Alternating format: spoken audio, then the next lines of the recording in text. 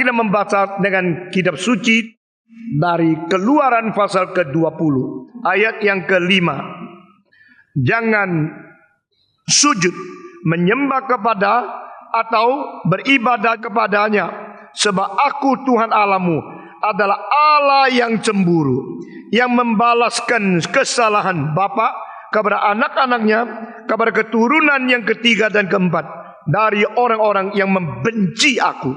Tetapi aku menunjukkan kasih setia kepada beribu-ribu orang, yaitu mereka yang mengasihi aku dan yang berpegang pada perintah-perintahku. Nah, saudara-saudara, di dalam terjemahan lain adalah sangat berbeda dengan terjemahan Indonesia, khususnya ayat ke-6. Barang siapa yang membenci aku membalas kepada 3-4 keturunan dia.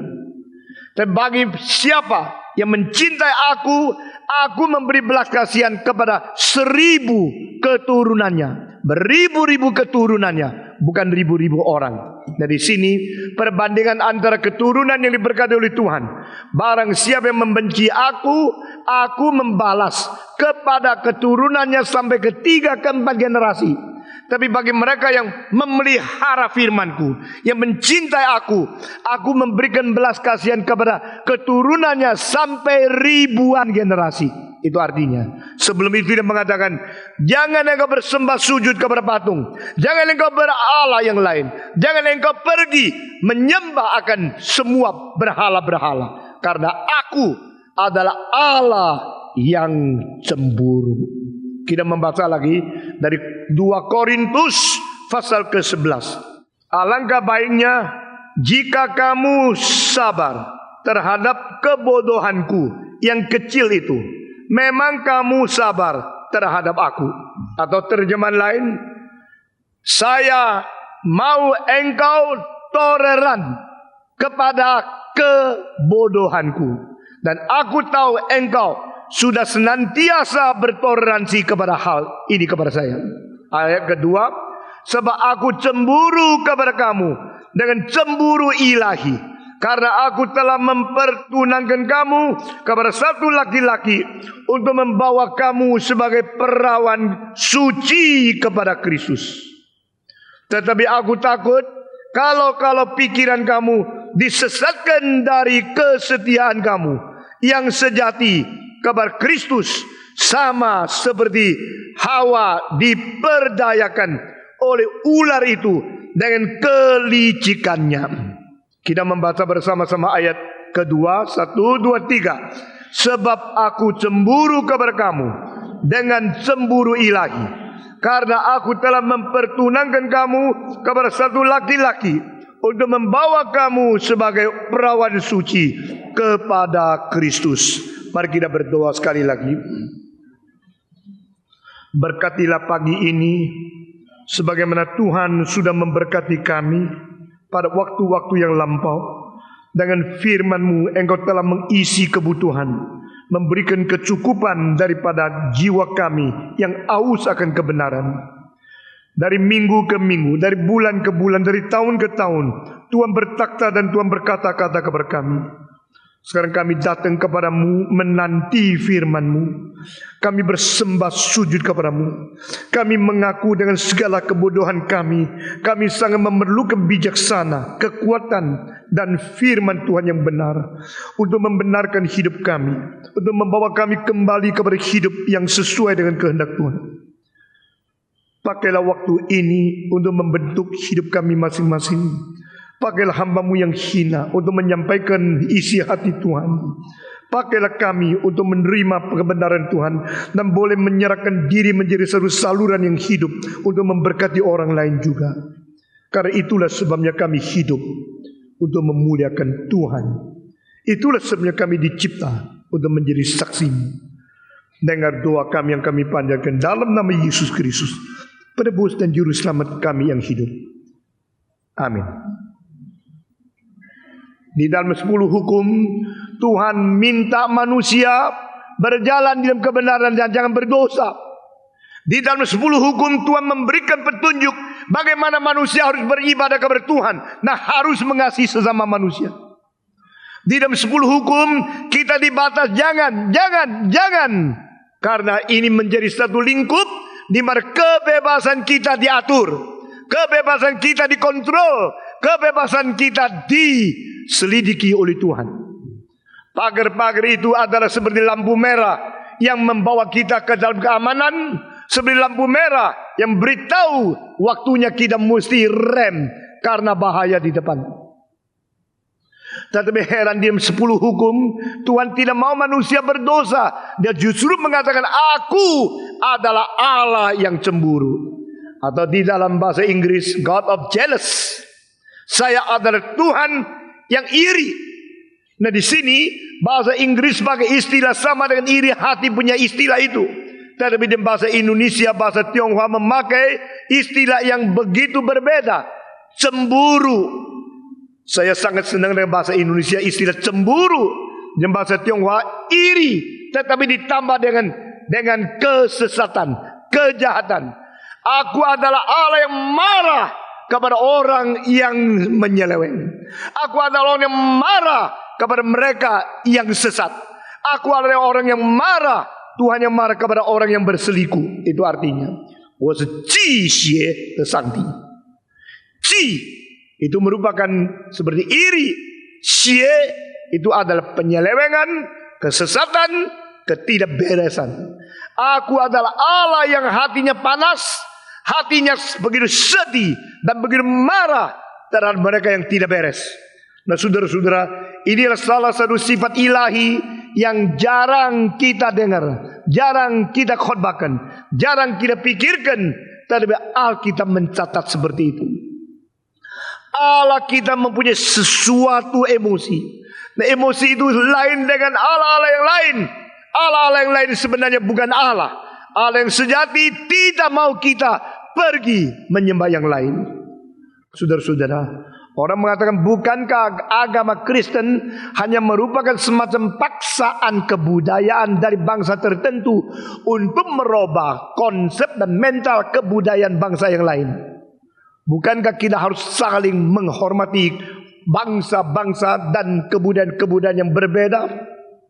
Saudara-saudara, saya hanya menjawab apakah ini benar. Di dalam kebudayaan ada semua hal yang harus kita hormati, kecuali yang tidak cocok dengan firman Tuhan. Dan firman Tuhan bukan hanya sekedar hasil daripada kebudayaan, tapi mempunyai sifat wahyu daripada Tuhan Allah yang melampaui kebudayaan. Mengenai kebudayaan ada 2 butir yang penting. Pertama, semua kebudayaan harus kita konfirmasikan pentingnya dan kita hormatinya. Tetapi poin kedua, jangan lupa, semua kebudayaan mungkin mempunyai unsur-unsur dari setan untuk mengacaukan pikiran dan hidup manusia.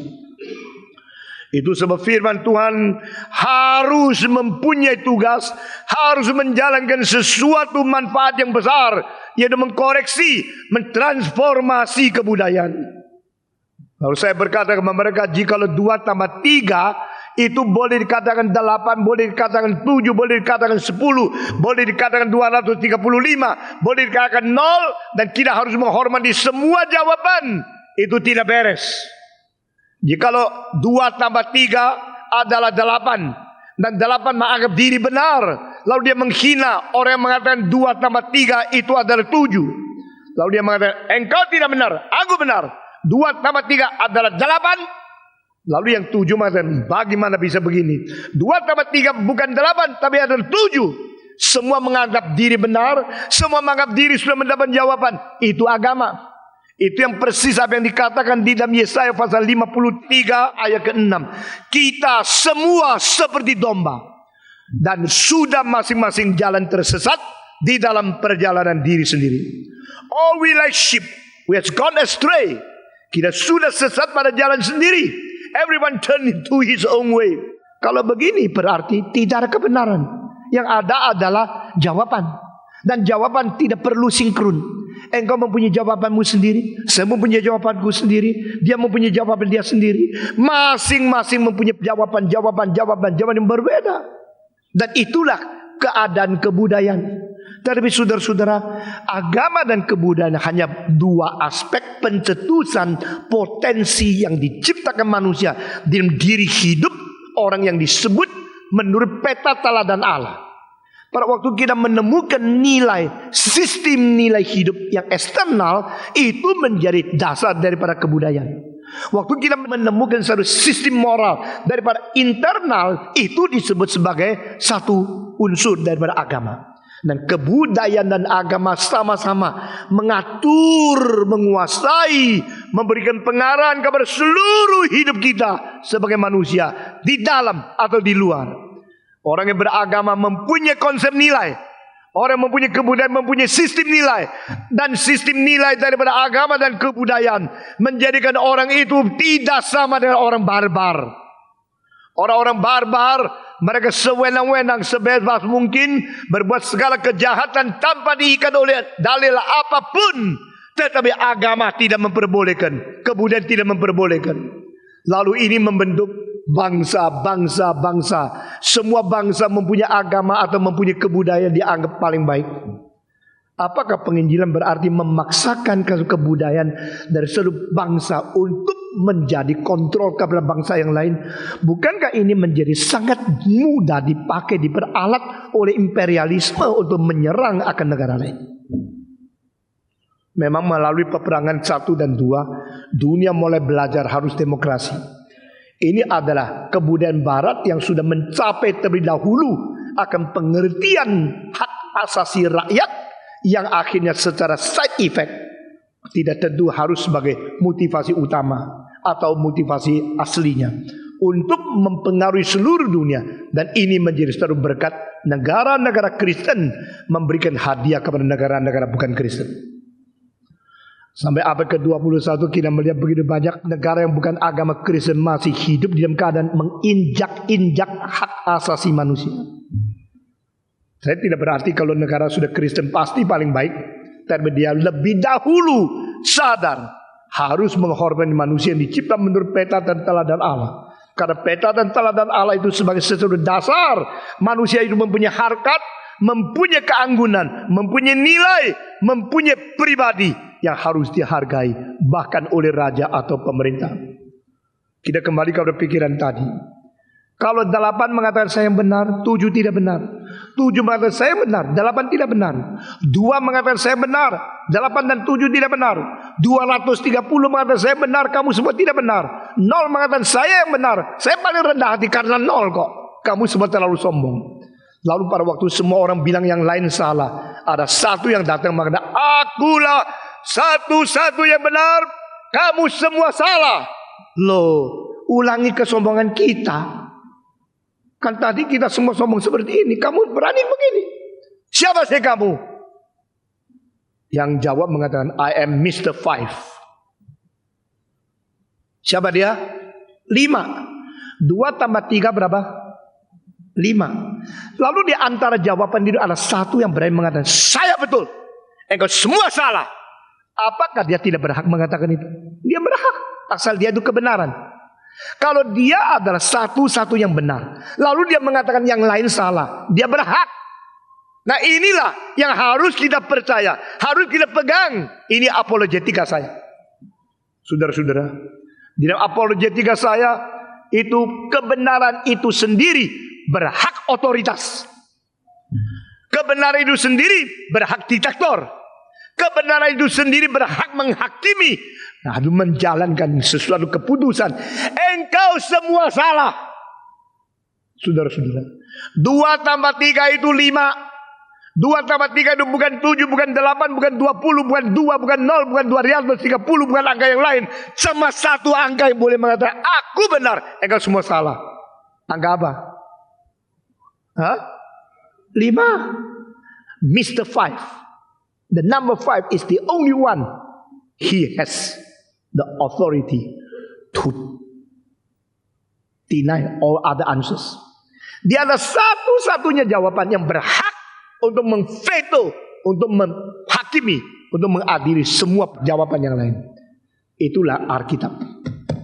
Tuhan Allah mengatakan, aku adalah Allah satu-satunya.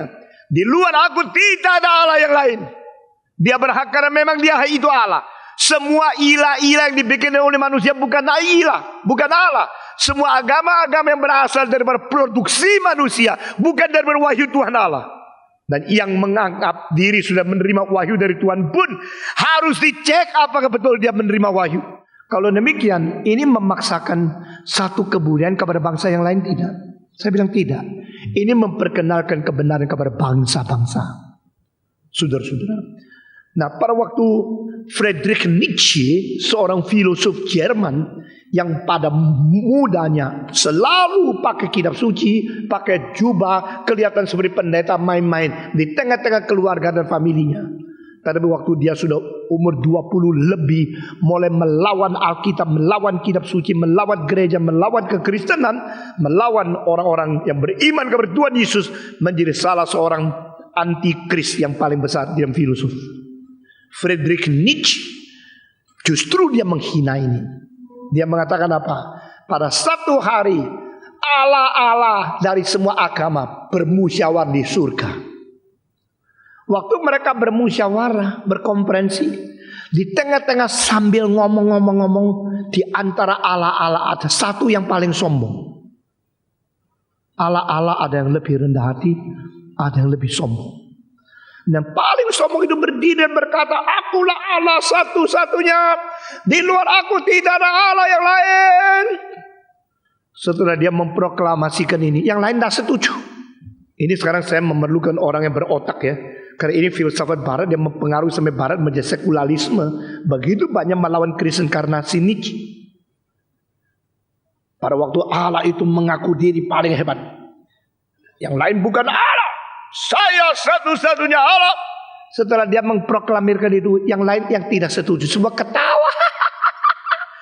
Karena Allah, maka kalau ketawa keras. Kalau keras sampai surganya goncang.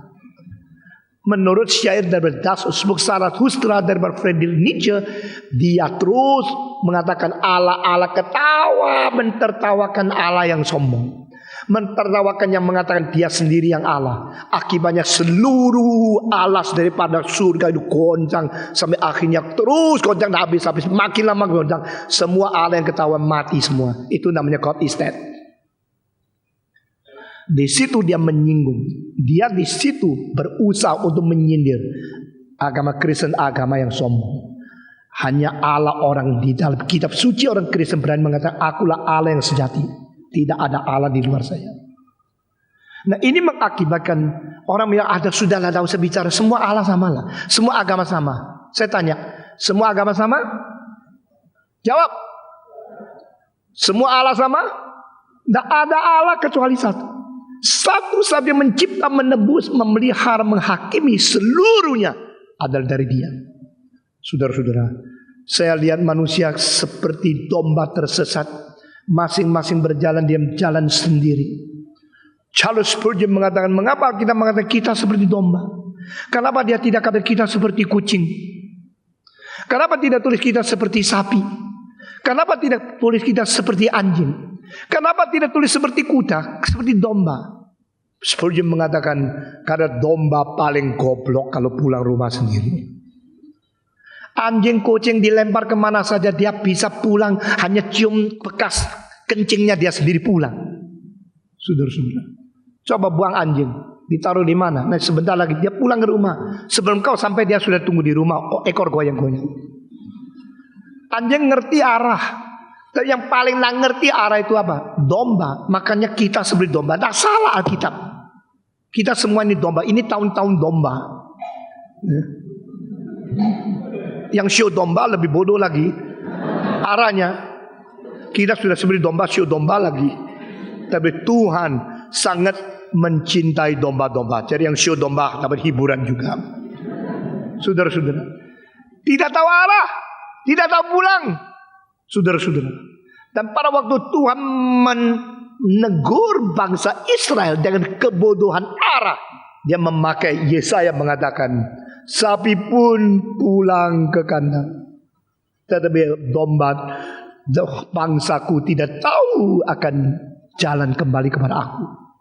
Saudara-saudara sekalian, saya tetap percaya dan pegang hanya satu Allah, dan Dia yang benar 100%. Dia yang adalah kebenaran. Kalau tidak ada, manusia tidak ada pengharapan.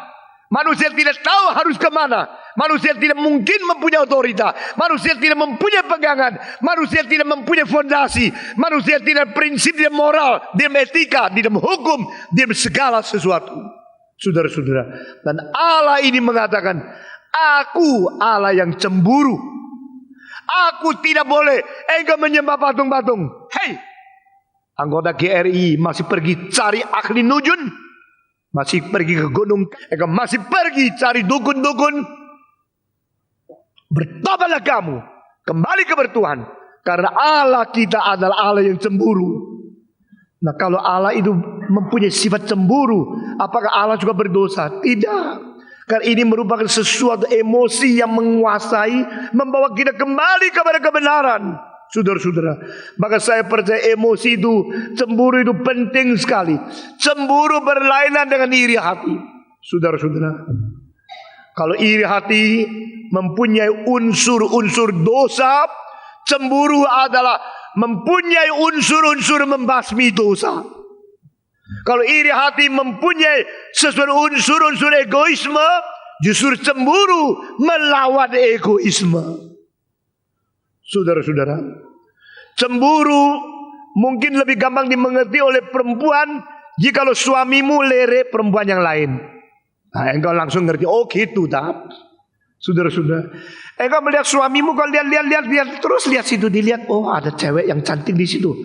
Lu cewek dia apa lu Lu lihat mana lu? Nah, itu namanya cemburu. Nah, saudara, tetapi cemburu seorang wanita kadang-kadang itu adalah sesuatu yang mempunyai egoisme. Itu susah dibandingkan, dibedakan dengan iri hati. Tetapi cemburu ilahi yang dikatakan oleh Paulus, aku cemburu kepadamu dengan cemburu ilahi. Atau terjemahan lain, aku mempunyai semangat marah, kemarahan yang bersifat cemburu, seperti kemarahan Tuhan pada waktu dia cemburu. Itu artinya, saudara-saudara, cemburu berbeda dengan iri hati. Iri hati selalu membela diri, dan iri hati selalu berkait dengan profit diri yang seolah-olah akan dikurangi oleh saingan yang lain. Tetapi cemburu tidak sangkut paut dengan profit sendiri yang disaingi. Waktu engkau cemburu, engkau tidak ada sangkut paut, engkau dirugikan. Jadi tidak ada kaitan dengan keuntungan, juga tidak ada kaitan dengan kerugian untuk dirimu sendiri. Sehingga cemburu mempunyai sesuatu keanggunan, kesucian, kebajikan yang memikirkan sesuatu daripada diri yang berada di luar medan profit dan rugi. Aku tidak peduli, aku untung rugi di luar, tidak menghilangkan rugi untung saya. Saya harus mengatakan sesuatu berdasarkan sifat yang anggun, karena engkau sudah menyeleweng, karena engkau sudah sesat, karena engkau sudah salah, maka aku cemburu. Saudara-saudara, seorang ayah yang baik harus mempunyai hati cemburu dia mengajar anak-anak. Seorang istri yang baik harus mempunyai sesuatu hati yang cemburu terhadap suaminya yang menyeleweng. Seorang guru yang baik harus mempunyai sifat cemburu terhadap murid-murid yang dididik. Karena di sini campurlah kemarahan, kesucian, dan ketegasan di dalam hal menghadapi hal-hal yang sudah di luar batas. Itu cemburu. Saudara-saudara, Paulus berkata, aku telah mentunangkan engkau dengan seorang laki-laki, yaitu Kristus, dengan menganggap engkau sebagai seorang perawan, perawan yang suci. Aku sudah mempertunangkan engkau. Aku mempertunangkan engkau kepada seorang laki-laki, yaitu Kristus. Engkau saya jodohkan. Aku lihat engkau perawan, aku jodohkan. Di dalam hal ini penginjilan adalah memperkenalkan Kristus kepada orang-orang yang belum menerima Yesus Kristus, juga merupakan memperkenalkan orang kepada Yesus Kristus supaya mereka dijodohkan.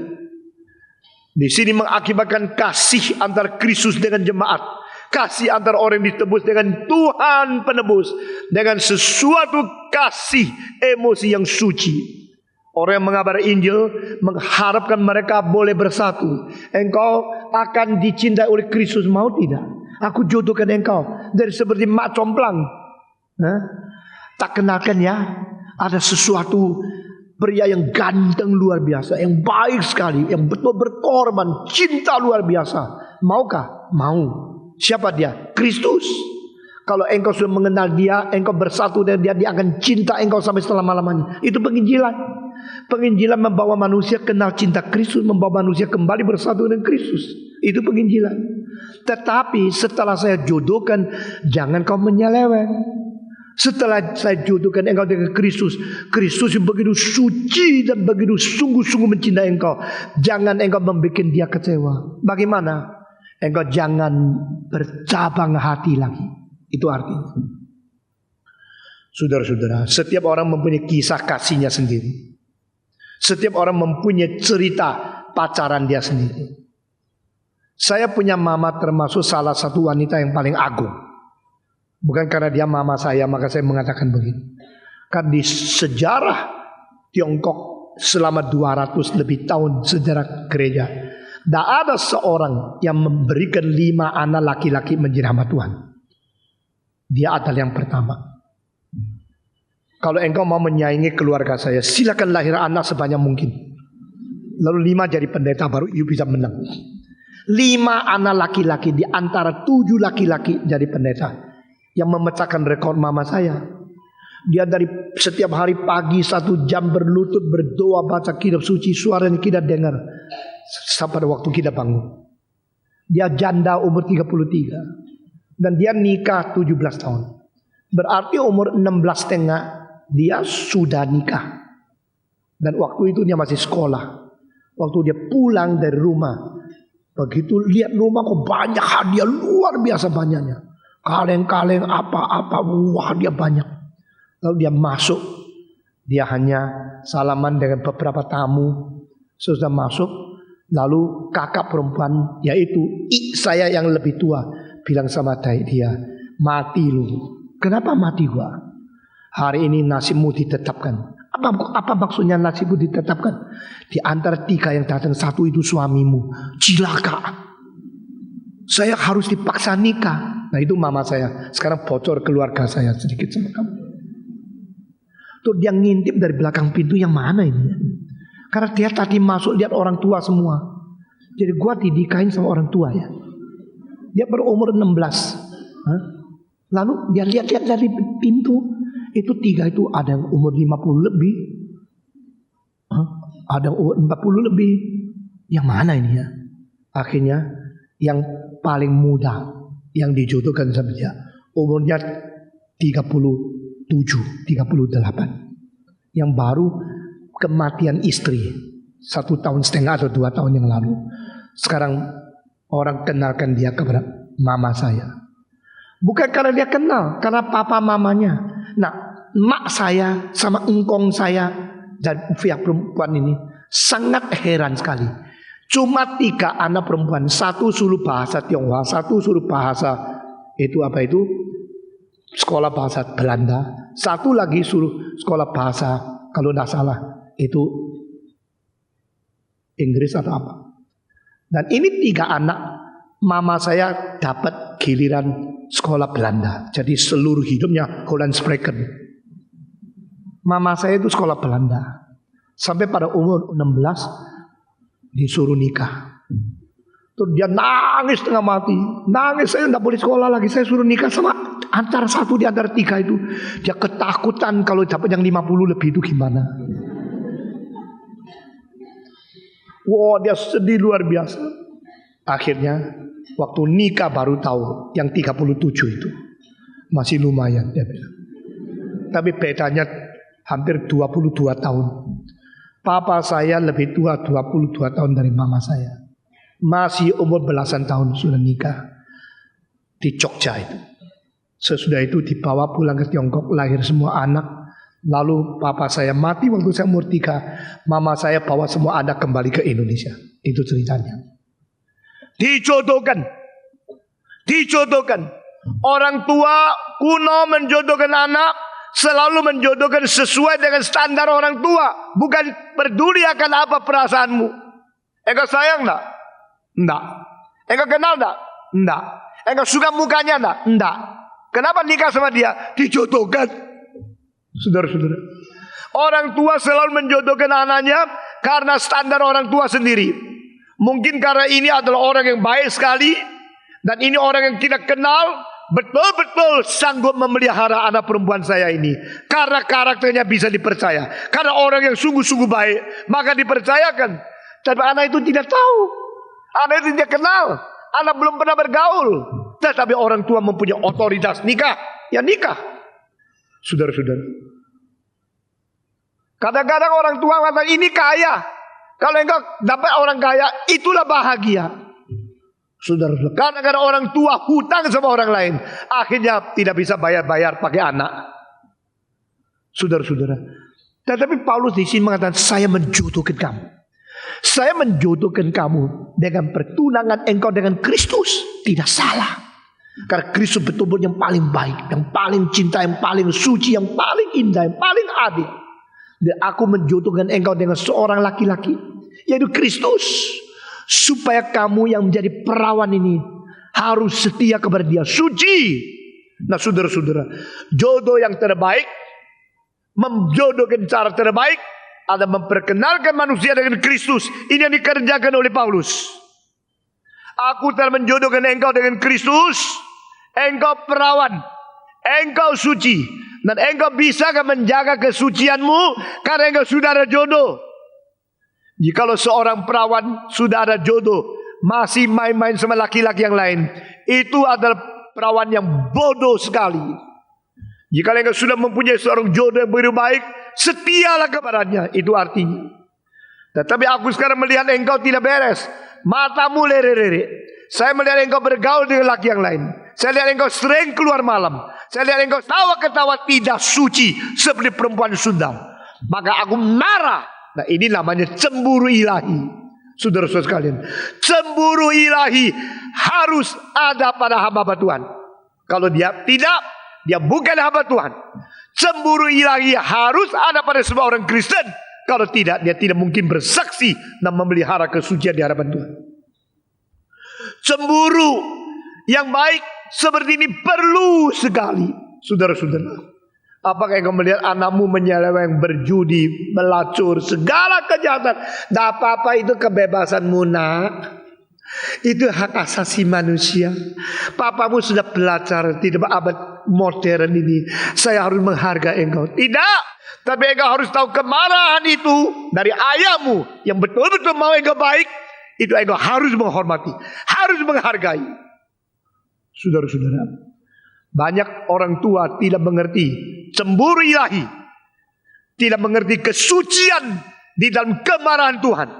Akhirnya membiarkan anaknya satu persatu ditelan oleh kejahatan dan dibinasakan oleh iblis. Saudara-saudara, hari ini kita berdoa kepada Tuhan, Tuhan berikan aku cemburu ilahi. Berikan aku kemarahan yang suci. Berikan aku semacam iri sesuai dengan cemburumu yang anggun, yang suci, yang berharga. Di dalam hal mendidik, di dalam hal mengatur, di dalam melayani Tuhan. Saudara-saudara, cemburu ilahi sangat diperlukan. Dan di Alkitab kita melihat ada beberapa kasus cemburu ilahi pada untuk meletus. Tuhan menghargai dan Tuhan akhirnya memakai orang tersebut. Saudara semua mengetahui pada zaman Musa ada seorang nabi yang juga mengenal Tuhan Allah, tetapi dia tidak berani menyeleweng karena dia tahu prinsip ilahi. Namun dia terlalu mencari keuntungan bagi diri sendiri dan dia menyeleweng. Siapa itu namanya? Bilam. Bilam waktu melihat raja orang kafir membawa sekereta emas kepada dia, hanya minta dia satu hal.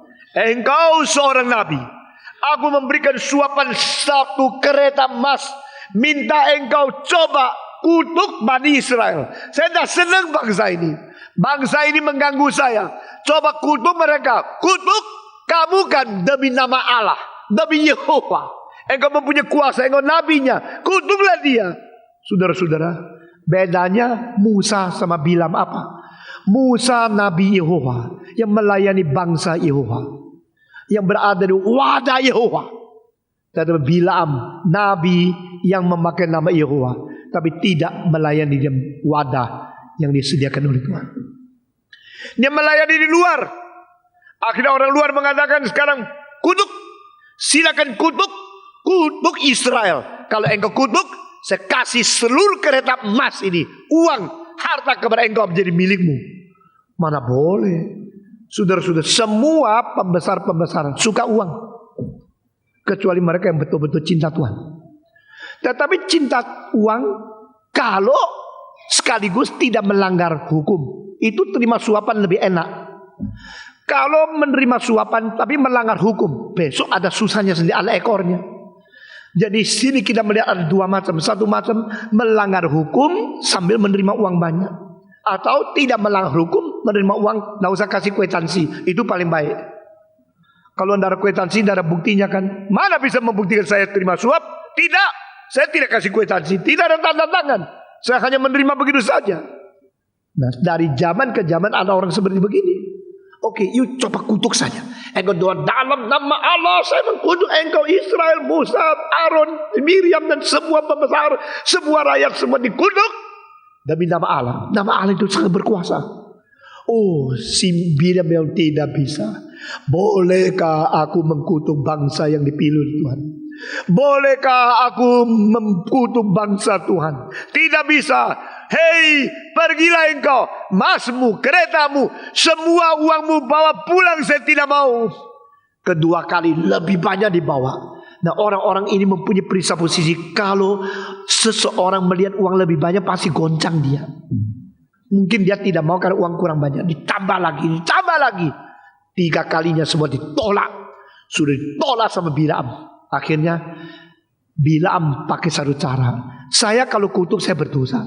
Tapi kalau dia dosa sendiri, bukan saya berdosa.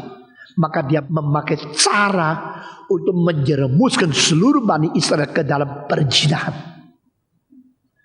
Ini kejahatan lebih jahat dari siapapun. Seorang hamba Tuhan pakai siasat menjatuhkan seluruh gereja ke dalam dosa, supaya langsung dihukum oleh Tuhan sendiri.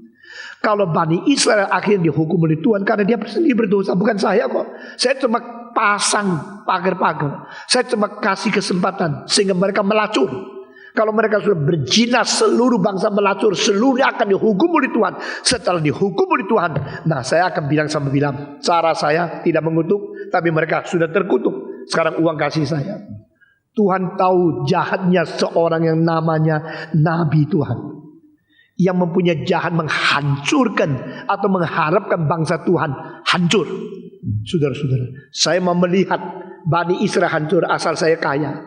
Jadi dia tidak ada hati untuk umat Tuhan. Yang dia pikirkan adalah profit sendiri. Akhirnya dia memasang cara-cara, membuat situasi sampai orang Israel mulai bebas melacur. Sudah melacur, bawa perempuan pergi ke kemah. Bani Israel, Bani yang paling suci di seluruh dunia, sekarang menjadi yang melacur. Banyak laki-laki terjerumus. Lalu Tuhan berkata, Musa, bangsaku sudah jerumus ke dalam kejahatan. Sekarang bagaimana? Saudara-saudara, akhirnya mengatakan ada seorang pemuda. Dia itu begitu cemburu dengan cemburu ilahi. Dia mengatakan tidak beres. Bangsa ini sudah mau rusak. Ini sudah mau hancur. Sudah mau dihukum oleh Tuhan. Pada waktu dia berada di tengah jalan, melihat seorang pria bawa seorang pelacur masuk ke dalam kemah. Saudara-saudara, pemuda ini namanya Finihab. Dia mengambil panah, langsung dilemparkan. Dan panah itu tembus ke jantung pria itu sampai dia mati. Saudara-saudara, setelah Finihab dengan cemburu ilahi membunuh orang yang berdosa, baru kemarahan Tuhan berhenti. Saudara-saudara, ini contoh yang terbaik di dalam kitab suci. Ada pemuda seperti ini tidak? Di dalam zaman apapun, kalau ada pemuda yang berani melawan dosa, berani membasmi kejahatan, berani menyatakan cemburu ilahi, bangsa itu ada pengharapan. Kita melihat begitu banyak hal yang tidak beres terjadi di seluruh negara. Kita melihat makin banyak narkoba, lebih banyak perjudian.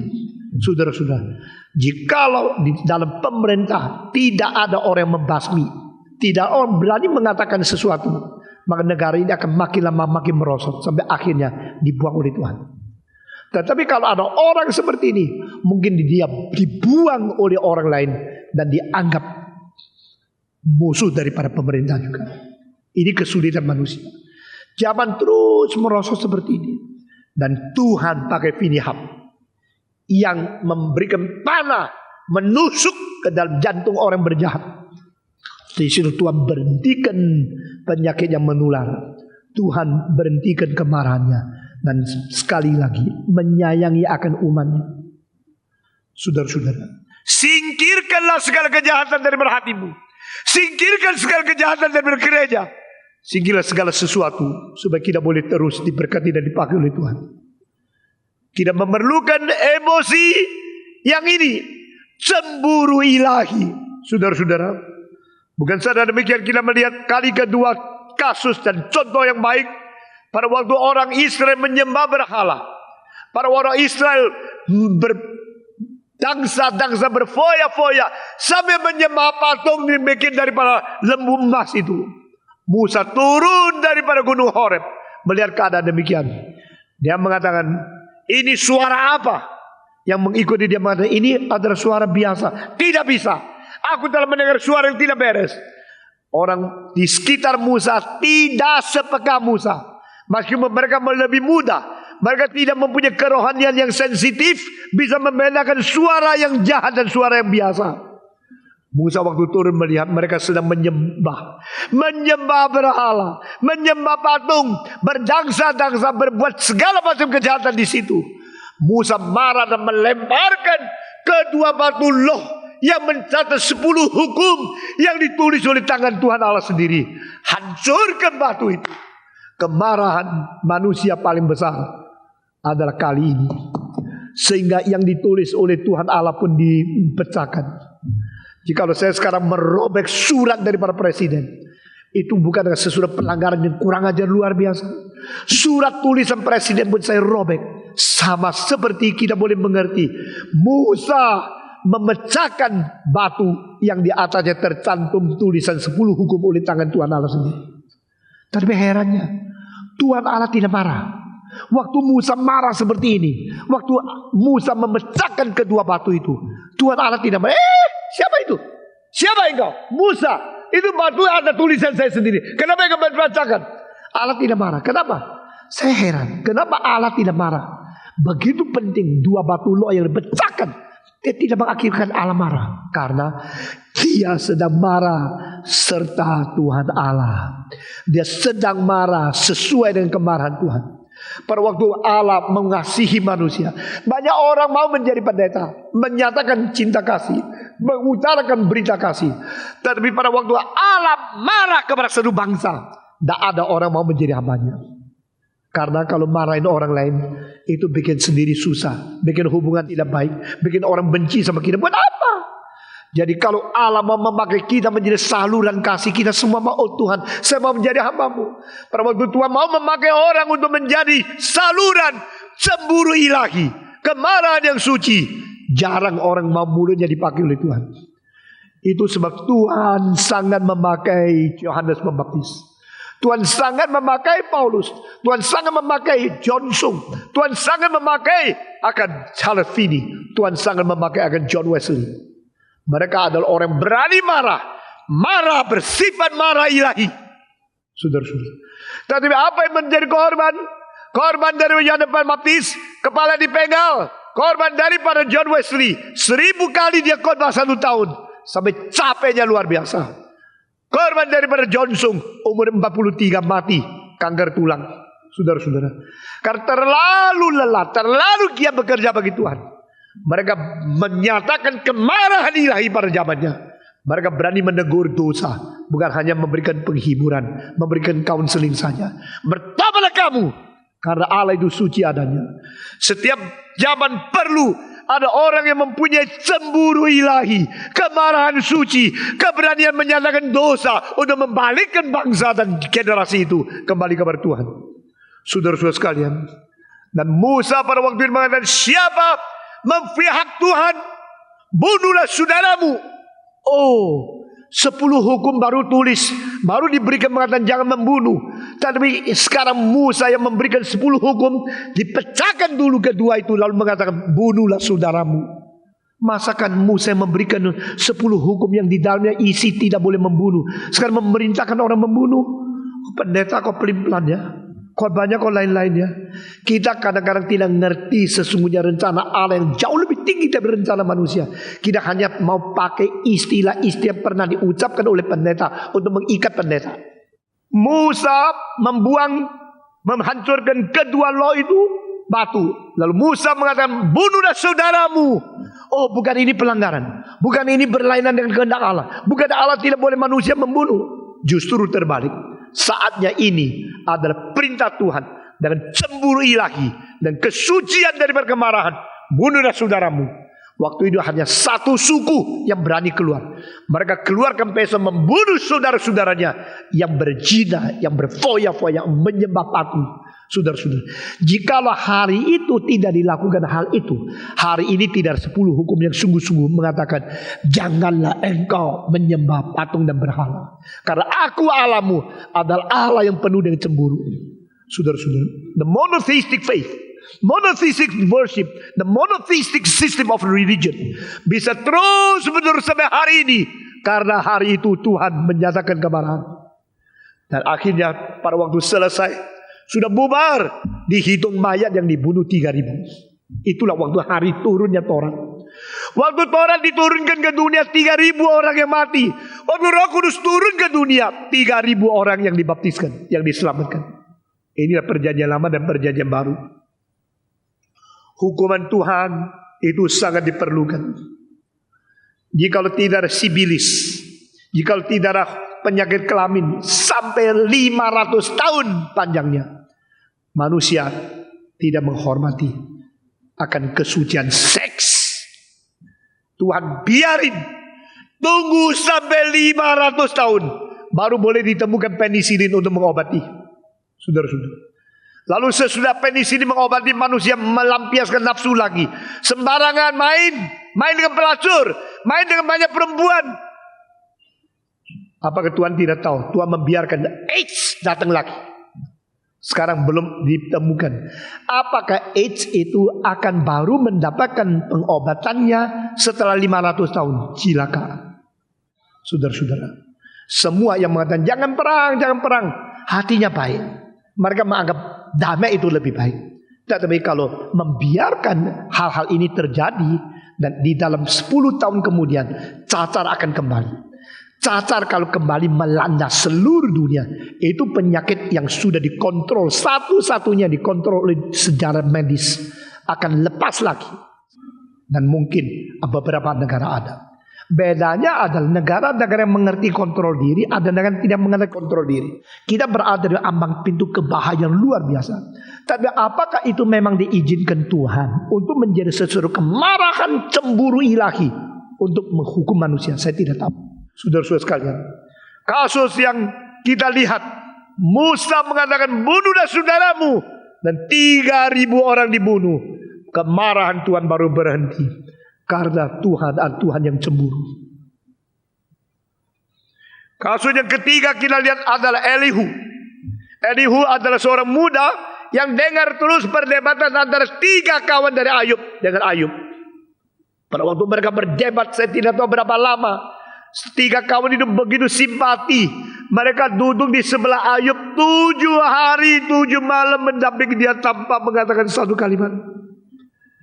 Di dalam pembesukan kita mau pakai 3 menit besuk orang, terus ngomong kalimat ayat-ayat yang kita anggap sudah hebat, selalu kita pergi serahkan dia sama Tuhan.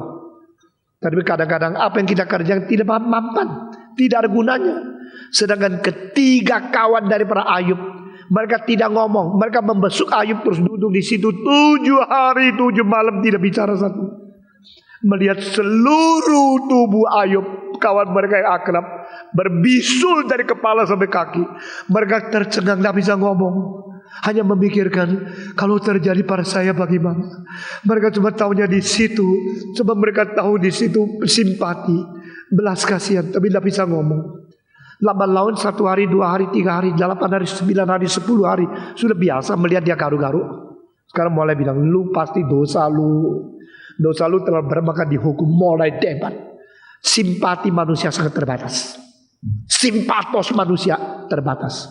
Pada saat batas itu sudah lewat, mulai ngomel, mulai marah-marah, mulai debat. Perdebatan mereka didengar oleh seorang pemuda. Pemuda itu pintar luar biasa. Saya tidak tahu Elihu itu siapa.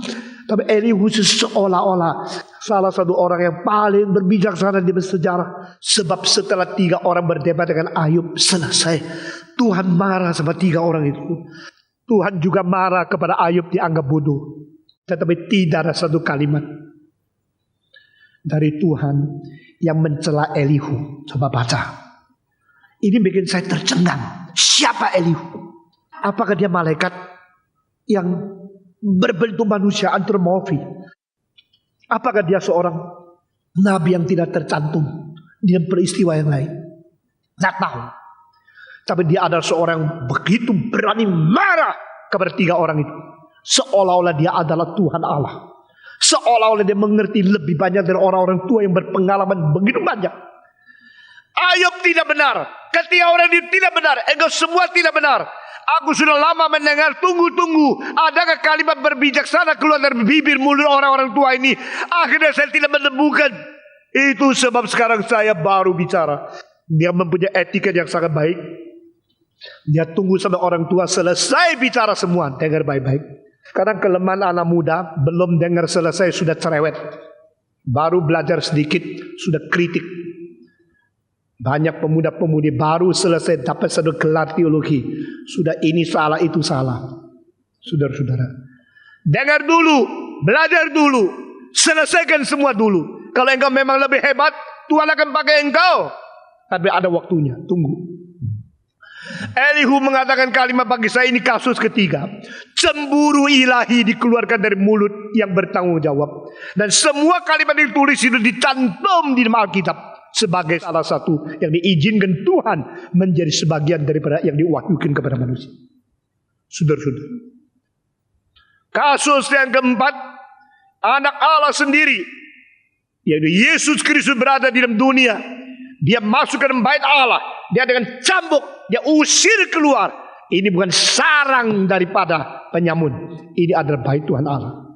Saudara-saudara, ini semua merupakan satu penerusan daripada nabi. Semenjak Musa, kita melihat Elias, kita melihat Yesaya, kita melihat Yeremia, kita melihat Hosea, kita melihat Daniel, kita melihat semua Yeskiel dan semua nabi-nabi yang lain.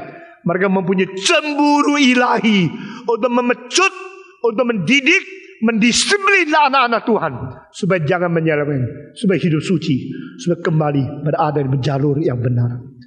Yesus Kristus menjadi satu perwujudan Allah sendiri datang ke dalam dunia, dan dia dengan cemburu ilahi yang begitu hebat sampai rela dipaku di atas kayu salib. Cemburu ilahi lain dengan iri hati. Cemburu ilahi tidak menghiraukan untung rugi mati hidup sehat sakitnya sendiri. Pada saat yang perlu, dia mengeluarkan kalimat-kalimat yang tegas, kalimat-kalimat yang suci, kalimat-kalimat yang adil, mewakili Tuhan untuk memberikan pencerahan kepada anak-anak Tuhan. Dan dengan demikian, orang-orang yang dididik, orang-orang melihat kemarahan itu, sadar Tuhan hadir. Satu kali Dr. Stanley Wee bicara sama saya. Dia mengatakan pada waktu dia berkhotbah di Medan, dia mengatakan kalimat-kalimat yang keras luar biasa. Allah yang adil dan suci tidak mau engkau korupsi, tidak mau engkau berjinah. Pada waktu dia khotbah dipenuhi Roh Kudus, tangannya menuding. Semua mengetahui dia sedang nuding satu orang. Dan orang lihat itu memang orang itu korupsi. Pendetanya tidak tahu. Pendeta itu cuma tahunya taat kepada Tuhan, mengatakan kalimat-kalimat yang penting. Dan akhirnya betul-betul mengakibatkan orang itu malu luar biasa. Karena memang dia seorang korupsi di dalam sekolah Kristen yang dapat uang banyak untuk diri sendiri. Dan akhirnya orang itu bertobat karena Tuhan pakai dia. Dan dia mengatakan, Stephen, waktu saya berkhotbah, ada orang berkata, malam itu Dr. Stanley E. berkhotbah, manusia merasa hadirnya Tuhan dan penghakiman kiamat seolah-olah dipercepat Hari itu terjadi di Medan. Saya mengerti. Itu namanya Tuhan menyertai. Kita selalu mengerti Tuhan menyertai. Kalau saya susah, Dia menyertai. Kalau saya sakit, Tuhan menyertai. Kalau saya tersendiri, kalau saya takut, Tuhan menyertai. Saudara-saudara, tidak begitu saja. Tuhan menyertai pada waktu engkau menjadi saksi Kristus. Pada waktu engkau lagi bicarakan cemburu ilahi. Pada waktu engkau menegur jemaat. Di situ ada kuasa keadilan Tuhan menaungi engkau. Dan para hadirin hadir. Takhta Tuhan berada di sini. Let thou be my vision. Tuhan, engkau lah yang menjadi visiku. Engkau juga yang menjadi takhtaku. Di mana aku melihat kuasamu dan menyatakan kehendakmu. Saudara-saudara, kita sangat memerlukan cemburu ilahi. Paulus berkata, aku mempertunangkan engkau dengan Kristus. Sebagai seorang perawan dikenalkan kepada seorang laki-laki. Jagalah kesucianmu. Jangan menyeleweng. Karena engkau jangan seperti Hawa digoda oleh ular. Lalu tidak lagi setia kepada Tuhan Allah yang mencipta dan memberikan perintah. Kiranya Tuhan memberkati kita. Beri kepada kita emosi cemburu ilahi yang suci. Untuk menghadapi diri. Juga menghadapi gereja. Menghadapi generasi. Menghadapi anak-anak yang Tuhan serahkan kepada kita. Mari kita berdiri bersama-sama. Mari kita berdoa untuk gereja Tuhan. Berdoa untuk anak-anak Tuhan. Berdoa untuk pekerjaan Tuhan. Kiranya kesucian ilahi, kemarahan ilahi, cemburu ilahi berada di dalam gerejanya. Berada di dalam umatnya. Berada di hamba-hambanya. Sehingga setiap orang yang melayani Tuhan boleh melayani dengan sungguh memuliakan Tuhan. Mari kita berdoa bersama-sama. Semua berdoa. Bapa di dalam surga, kami berterima kasih untuk firman-Mu yang hidup. Firman-Mu yang dahsyat. Firman yang berkuasa dan firman yang suci. Kami berterima kasih untuk peringatan-peringatan yang penting dalam hidup kami masing-masing. Sehingga kami boleh menjadi orang Kristen yang sungguh-sungguh beribadah. Orang Kristen yang sungguh-sungguh setia. Orang Kristen yang sungguh-sungguh sehati. Tidak bercabang jiwa untuk melayani, untuk menyembah sujud kepada Tuhan. Sehingga kami boleh berkenan di mata Tuhan. Dengan doa kami Tuhan, kami serahkan hidup kami masing-masing. Serahkan kelakuan kami masing-masing. Pertuturan, iman, kepercayaan, dan juga akan kesaksian kami masing-masing. Pakai kami untuk menjadi hamba yang setia dalam nama Yesus Kristus, penebus dan juru selamat kami yang hidup. Kami sudah berdoa. Amin.